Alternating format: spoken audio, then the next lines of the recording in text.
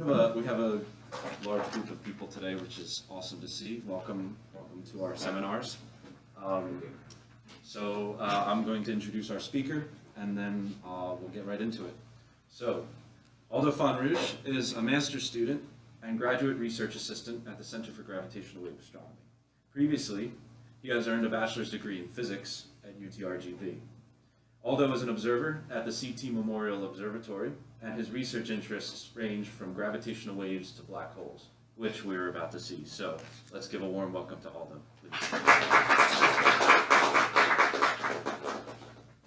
Hello, good afternoon, everyone. Today's talk is going to talk about imaging a black hole, which is, you might be wondering, how do you do that if it's black? And so I'll talk about that, and the main motivation is to provide an overview and educational perspective on one of the experiments, which is the Event Horizon Telescope, which its goal is precisely to image a black hole. Now, in terms of what I'll be talking about, it's important to first know, well, what is a black hole, some of the techniques that are used to be able to observe it. Specifically, one of the targets that this telescope is aiming for, which is Sagittarius A. And some of the studies have been done to show why we think it's a black hole. And finally, some more perspective on the Event Horizon Telescope and some of its potential results. So first, well, what is a black hole? Well, we learned from Einstein's general theory of relativity that gravity basically is a distortion of space-time. And during the collapse of really large stars, that gravity is distorted into a singularity. And so, interestingly enough, one of the first solutions to Einstein's field equations was Carl Schwarzschild. And he, from his solution, we can infer a physical parameter, which is the most important, which is a Schwarzschild radius. This is a radius at which we believe that if a certain amount of mass reaches that radius, we can have a black hole. And it's characterized really by just one parameter, which is the mass, because 2g and c squared are all constants. So really, we know how big it is based on just as a function of its mass. This image right here is from a paper done by a team at Caltech that worked with Double Negative Studios on the movie Interstellar. And it's a simulation of what a near observer to the black hole would see.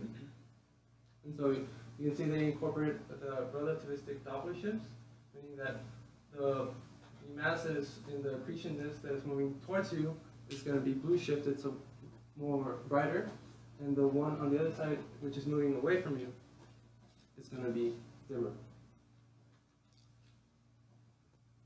And so what are some of the characteristics of a black hole? Well, mainly the most important one is the singularity. That is where the mass is. And it's protected by what we call the event horizon. This is what characterizes the Schwarzschild radius. So this is where we know where the escape velocity of any particle that crosses that line cannot reach or cannot exceed the escape velocity. Even light cannot do so. And some of the things that we might be able to see, why do we think we might be able to observe it? Well, there's, since it has a large gravitational force, attractive force, a lot of potential energy, it attracts mass to it. And so as mass of gas surrounding the black hole is accelerated, changes its potential energy into kinetic energy, it heats up, and we believe that it should be able to show off radiation, and in some cases, in really large supermassive black holes, even have a relativistic jet, which is excited, in most cases, X-ray radiation. Okay, and now a little bit about how we might be able to see a black hole. We use a technique called interferometry. And so, to be able to observe the black hole, which is at the center of the galaxy, it's obstructed by a lot of gas. So it's not really possible to see it at certain wavelengths or frequencies. And the most opaque or the most clear frequency is radio, specifically at around 1 millimeter. But we know that it's going to be a very compact and small object. It's going to have it's going to be very small in the sky. So the main characteristic of the telescope for its angular resolution is this equation. It gives you its angular resolution. And it's a function of its wavelength over the diameter of the telescope. As you decrease the wavelength, meaning you get smaller and smaller wavelengths, you increase your frequency, you need a larger and larger telescope to be able to resolve farther away. So you need to build, at radio, you need to build really, really large telescopes, and that becomes impractical really fast. So the technique of interferometry is to not use a single telescope, but use multiple telescopes. And instead of just having the diameter of one telescope, you can imagine the curved Earth and a plane wave coming in. There's going to be a time delay from where the wave arrives at this telescope versus this telescope. There's a time delay here. And using a correlator and connecting the two telescopes, you can offset that time delay and imagine this telescope, instead of a telescope this diameter, a telescope of this diameter. So it increases your angular resolution. The downside of this method is you're not collecting as much light. So that means while you increase your angular resolution, you're decreasing your time resolution. So you need to observe for much longer time periods. It's an integration problem. And so the idea is, if you have many of these telescopes, you can create a really large radio telescope. So those have been done. So these are two examples. This is the ALMA telescope in Chile, and it's a collection of 66 telescopes, ranging in size. I think most of them are 12-meter dishes, so relatively small for a radio telescope. And there's a few 7-meter dishes. But as you can see, they're spread out in different configurations, and you can connect them in different ways using what are called baselines. So that previous diagram is like if you have these two connected, but you can have many of them connected. And this is a VLA in New Mexico. Interestingly enough, you can get around your integration problem by noticing the configuration in which they're spaced out. So these are on rails, and they can move up and down those rails to make a bigger and bigger dish. And since they're stationary and tracking the target, as the rotation of the Earth is spinning and the celestial sphere moves around, you can cover a lot more of the sky and be able to resolve farther and farther away. But even these are not enough. So the VLA works in the centimeter wavelength regime, and ALMA works in the millimeter to sub-millimeter range. And just a little bit of a aside, just so you can understand what these regimes are. This is a picture of the same galaxy in different spectrums. So this is visible light, which is what you would see with a regular camera or telescope. This is in infrared. This is what ALMA would see in the millimeter band. This is what the X-ray sees. This is a Chandra. It's a space-based telescope, a satellite. And then this is what the VLA would see in the centimeter range. And so you can make a composite of all of these. And this is really, really what is physically happening at this galaxy. So you have many of the stellar population of stars here, some of the relativistic jets that are mainly seen in radio and X-ray. So by observing galaxies in many different regimes, we can learn about different processes that happen in a galaxy. So now to our main target, which is Sagittarius A, which is the black hole, supermassive black hole we believe to be at the center of our galaxy. It's really bright in the radio. It's brightest in the radio. And like I said, we can't really see it with a regular telescope in optical wavelengths because there's a lot of gas in between us and the center of the galaxy. But there's currently many efforts to image it using, like I said, very long baseline interferometry. Why do we suspect there's a black hole there? Well, since the 1990s, many astronomers have been able to observe the orbits of stars near where we suppose it is. And specifically in this case is the star S2 that surrounds it. and it has an orbit of about 16 years. And at its closest approach, it reaches about the distance, 120 times the distance between us and the sun, so 128 U. And it reaches a velocity of 25 million kilometers per hour, which is about 2% the speed of light. And so, using these astronomers have been able to observe this. These stars move over several decades, and they've been able to constrain the mass of the supermassive black hole, which in this case it would be about 4 million solar masses. It's believed that these are formed by the aggregation of multiple black hole mergers early in the universe. They would merge and merge and merge, and so you would have a really large black hole. Interestingly enough, at our 1 millimeter wavelength and at 26,000 light years of distance, it would only appear, you would need an angular resolution of about 30 microarc seconds.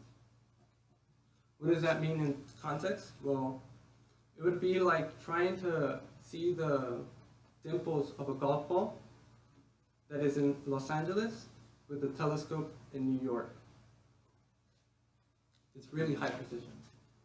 And so we've also been able to constrain its deviation, how it's moving across the sky, so it deviates in its right ascension and declination a few microarc seconds per year.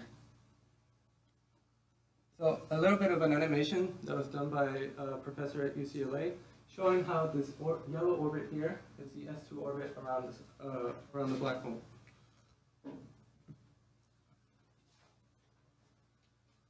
You see it. This is time as it moves.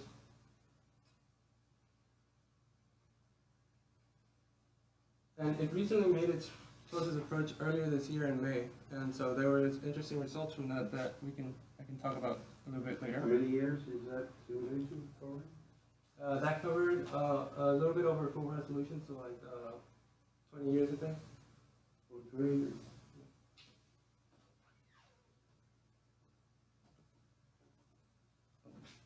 Oh, yeah, it was fun.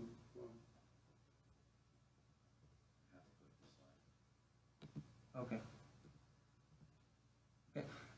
And now this isn't the simulation, but actual data from the VLT. It's time-lapse. These are pictures that I've taken over several decades. And it moves really fast, but I can slow it down a little bit just so you can better appreciate some of the actual data that they took.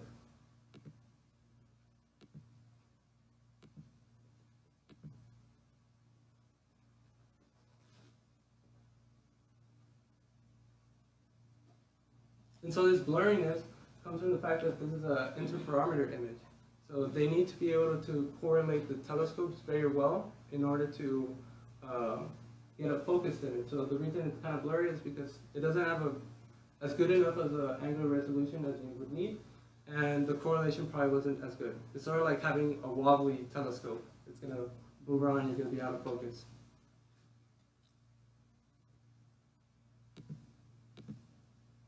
Okay.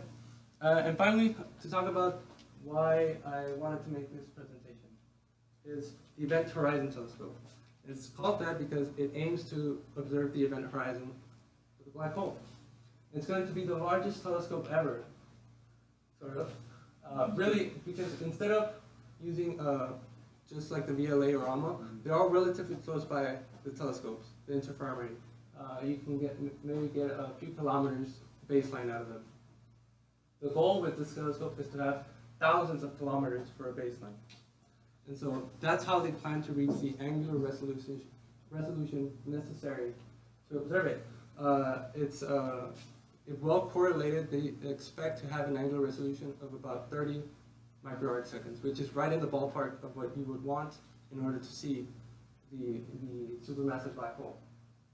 And so they have two main targets, Sagittarius A, which is ours, and M87, which is a galaxy approximately 50 million light years away. And they have a few science goals. The number one is obviously being able to take a picture of the black hole. That's the number one goal.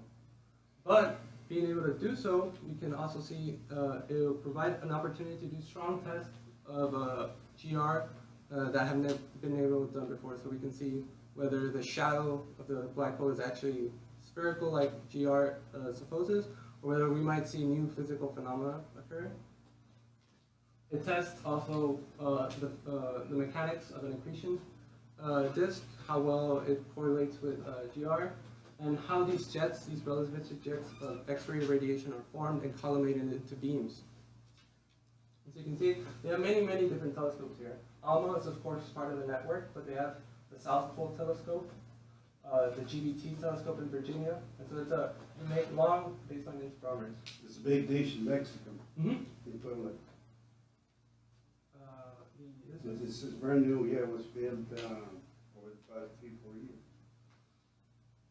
And so the way they're able to do this, typically in like for example at the VLA or ALMA, since they're all really close by, they can do sort of real-time correlation, which means all the telescopes are hooked up together and the signals are processed down and combined relatively shortly.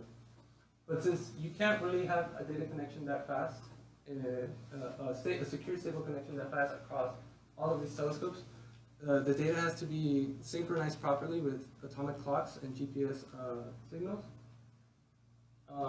They use some of the most stable hydrogen lasers, so it supposes about 1 second deviation every 100 million years. So very stable. And they're all brought to MIT lab after they've all been stored in hard drives and shipped and flown across the world. Their first main observation was in 2017, April. And while they had the data a few months, they collected it all, except for the South Pole Telescope. Because interestingly enough, it's kind of hard to ship to and from Antarctica, and it takes several months to get there. So they didn't get the data from this guy until December of last year. So they've only had the full data set for less than a year. The combined capabilities for that data run produced about 64 gigabits per second. So it's a lot of hard drives. So that's why it's impractical to just put it on the internet and download it. It's too much. It would take, they've since had a second run this year in April again. They usually get, they align all their observation time with all these telescopes at the same time, and they usually get about a 1 week period where they do this observation. It's been 18 months since the observation, and we still have not seen any images of it that have been published. And the main reason why is because you have to consider that at all of these different telescopes, they have different instrumentation. So you're going to have different instrumentation noise that you have to know very well. The atmosphere is very different at each of these, and you're susceptible to different climates at the different locations, so you have to account for atmospheric noise. And of course, it's the fact that they're so separated that you have some deviation perhaps in your clocks that could be accounted for. And so basically they're still working on their algorithms to be able to process all of this data at their lab in MIT. They're using a supercomputer. But it was hoped that they would publish this year, but hopefully early next year they'll finally show some of their results. But in the meantime, we can show some simulations of what they expect to see, what would be interesting to see. Oh, like I said, M87 is the other target, and while it's much farther away, instead of 26,000 light years, it's 550 million light years. It's also a lot heavier, a lot heavier. Our supermassive black hole is 4 million solar masses. This is 7 billion solar masses, so 3 orders of magnitude more. And that would give it an apparent angular size of 22 microarcseconds. So a little bit. Is M87 the Sombrero galaxy? No. It's a ellipsoidal galaxy, so it's not a spiral galaxy. But it's famous for having this jet that Hubble. It's a very highly collimated beam. This is from Hubble. But it's a little bit under the sensitivity of the telescope, so it might struggle a little bit, but it's around that ballpark where it might be able to see it. So the fact that it's so far away is accounted for by how heavy it is. It's one of the heaviest or biggest galaxies in our near universe. And so like I said, the radius of how big it is only dependent on the mass. So the bigger it is, the larger it appears. And finally, to those results, so these are courtesy of.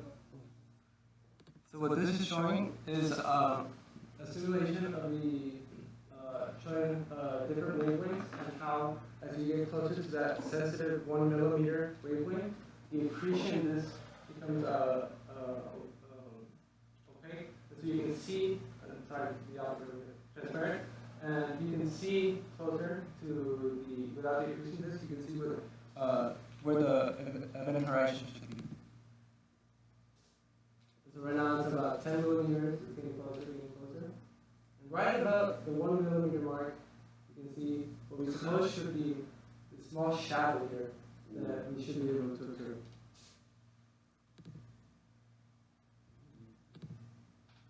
So this is a much clearer picture of what we see, and so just to again repeat, so the difference in brightness is due to the relativistic Doppler shift that happens when this mass is coming towards you, and it is going away from you. So this is something about what we think we should be able to see with the horizon telescope. An interesting test would be, this should be a spherical shape, but it also could be prolated, meaning elongated on one side, or oblated on the different axes. That would be an interesting result that would have us having to think about what's going on there, because that's not predicted by general relativity. And so this is the same thing, just animated.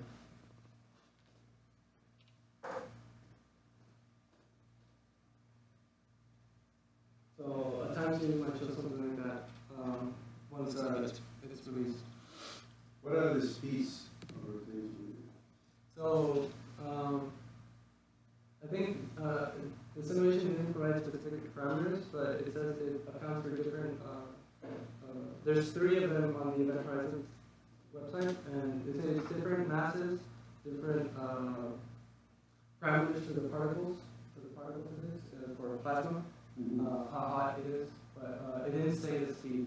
But I'll get to an interesting result related to that. Is the final simulation.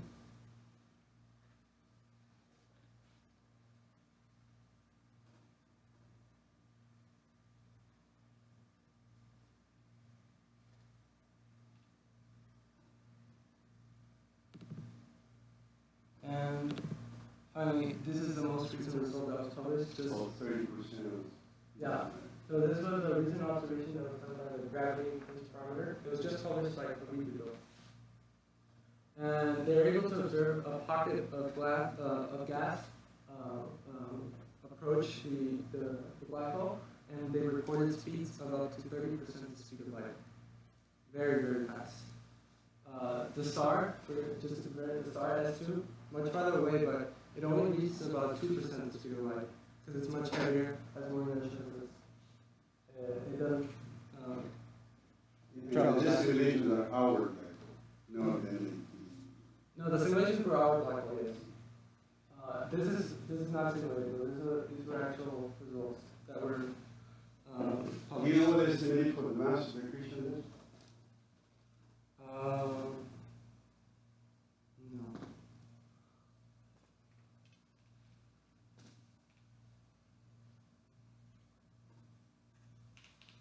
But interestingly enough, I'm not sure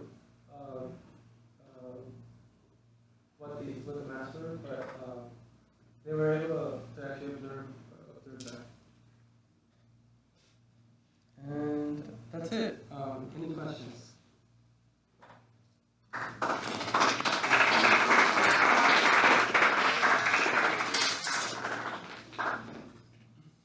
questions for our speaker?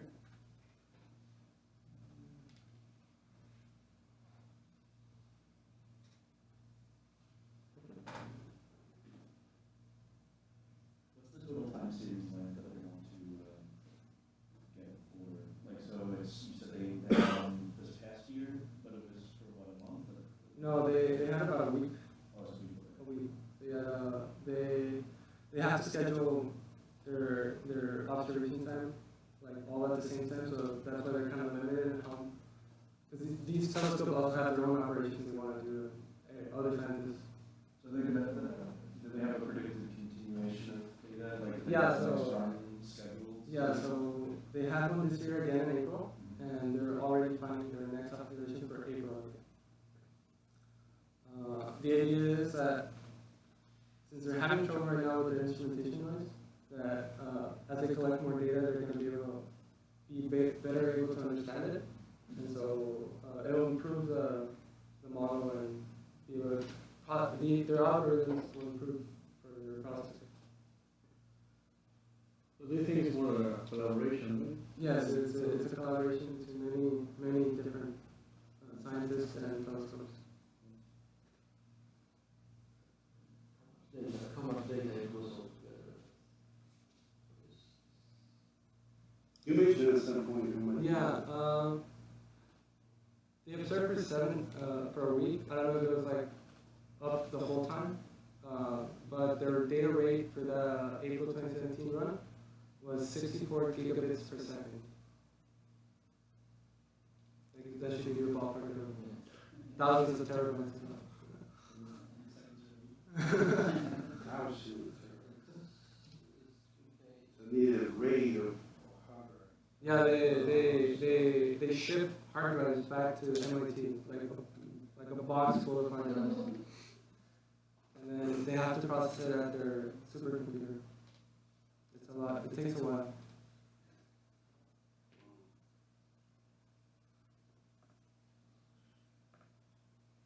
Any other questions for Aldo? Plenty of time for questions.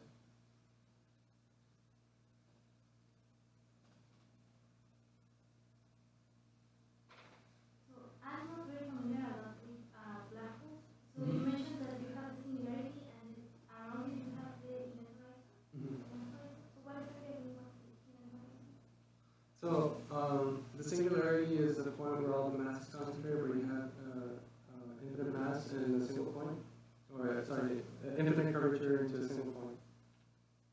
The event horizon is calculated by the Schwarzschild radius, and it's a function of the mass, but it's not that the whole event horizon, like